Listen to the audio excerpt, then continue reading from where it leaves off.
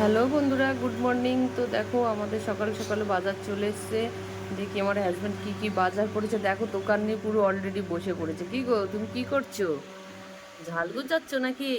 বাবা, দেখো কাদের বড় এরকম কাজ করে। দেখো কি কি বাজার করেছে।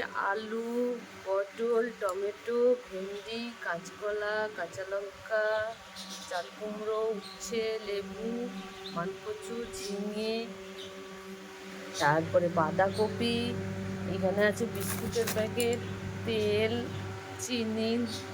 তোমরা সব দেখতেই পাচ্ছ। তো আমাদের সকালবেলা মর্নিংয়ের বাজার কমপ্লিট হয়ে গেছে।